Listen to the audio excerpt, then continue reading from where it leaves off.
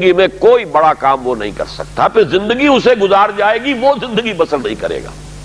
تو گویا کہ ضبط نفس ہر صاحب ہمت اور کسی بھی صاحب مقصد انسان کے لیے لازم ہے کہ وہ اپنے نفس کو کنٹرول کرے۔ اب ظاہر ہے اس کے لیے یہی کرنا پڑے گا تاکہ ہم اپنے آپ کو خوگر بنائیں، بھوک کا، پیاس کا، سختیوں کا، رات کو جاگنے کا، مشقتیں جھیلنے کا خوگر بنائیں۔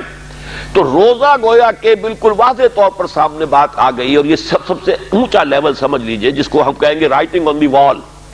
جیسے پانی زمین پر ہمیں بہتا ہوا دریا کا نظر آ رہا ہے، سرفیس واٹر،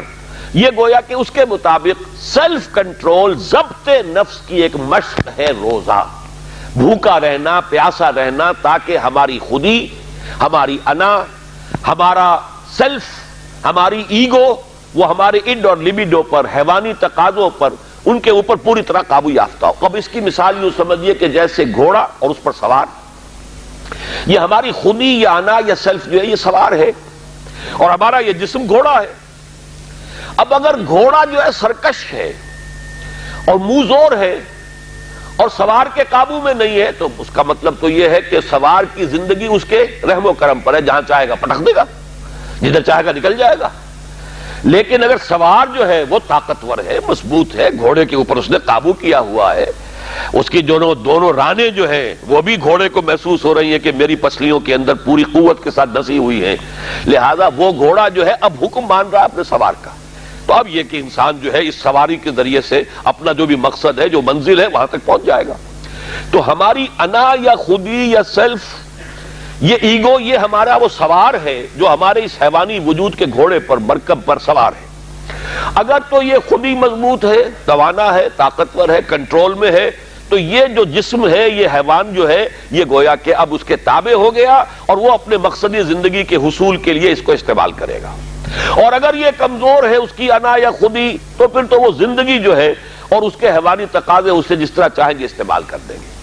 تو پہلی بات ہوئی کہ یہ ضبط نفس ہے۔ اور ایک بات یہاں پر تھوڑی سی اور واضح کر دوں، اسلام نے سیلف انیہیلیشن کی اجازت نہیں دی ہے، سیلف کنٹرول کی اجازت دی ہے۔ یہ جو راہبانہ تصورات رہے ہیں دنیا کے مذاہب کی جو تاریخ ہے، اس میں تو سیلف انیہیلیشن، اس نفس کو کچل دو، کچل دو، کچل دو۔ جیسی جیسی تپسیائیں ہندو یوگی کرتے رہے ہیں، یا جیسی جیسی ریاضتیں رہبان جو ہوتے تھے حضرت عیسیٰ علیہ السلام کے ماننے والے عیسائی راہب، اگر آپ ہسٹری آف کرسچین موناسٹسزم پڑھیں گے تو واقعی رومتے کھڑے ہو جاتے ہیں کہ کتنی تپسیائیں اور کتنی ریاضتیں سخت وہ لوگ کرتے تھے۔ لیکن یہ اسلام میں نہیں ہے، لا رہبانیت فی الاسلام۔ اسلام نے تو کہا یہ تمہارا وجود تمہارا گھوڑا، اسے استعمال کرو، بس تمہارا کنٹرول اس پر ہونا چاہیے، تم اس کے تابع نہ ہو جاؤ، یہ تمہارے تابع رہے۔ یہاں تک کہ حضور نے حضرت عبداللہ ابن عمرو بن العاص رضی اللہ تعالی عنہما، ان کی ایک حدیث بھی ہمیں آج پڑھنی ہے۔ حضرت عمرو بن العاص جو ہیں وہ تو بڑے سیاستدان اور جرنیل، وہ تو اور طرح کے انسان تھے مزاجی اعتبار سے، اور یہ جو ان کے بیٹے ہیں عبداللہ ابن عمرو بن العاص، یہ انتہائی زاہد و عابد، انتہائی زاہد، ہر روز روزہ اور پوری رات کھڑے ہیں، نوافل پڑھ رہے ہیں۔ تو حضور کو جب معلوم ہوا، بلایا، یا عبداللہ اولم اخبر انک تصوم الدہر وتقوم اللیل، اے عبداللہ مجھے تو یہ خبر دی گئی ہے کہ تم ساری رات کھڑے رہتے ہو، نماز پڑھتے ہو، نہ تمہارا سروکار اپنے گھر والوں سے ہے، نہ بیوی سے کوئی تعلق ہے، نہ کسی اور سے ہے، اور پورا ہر روز روزہ رکھتے ہو۔ انہوں نے عرض کیا، بلا یا رسول اللہ، حضور ایسا تو ہے، کیسے انکار کرتے؟ فرمایا لا تفعل، ہرگز مت ایسا کرو، فإن لنفسک علیک حقا، ذرا یہ حدیث کے ان الفاظ کو نوٹ، تمہارے نفس کا بھی تم پر حق ہے۔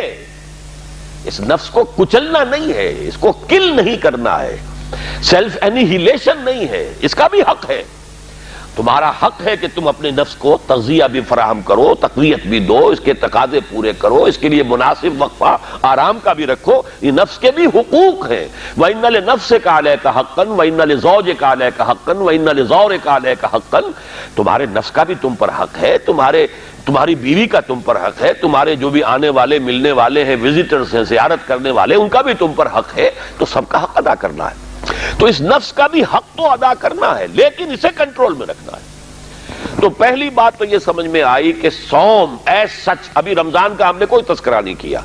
یہ صوم جو ہے کھانا پینا کچھ عرصے کے لیے روکنا، کچھ اور اپنی خواہشات پر قدغن لگانا، یہ گویا کہ ایک ایکسرسائز کے طور پر سامنے آئی سیلف کنٹرول کے لیے۔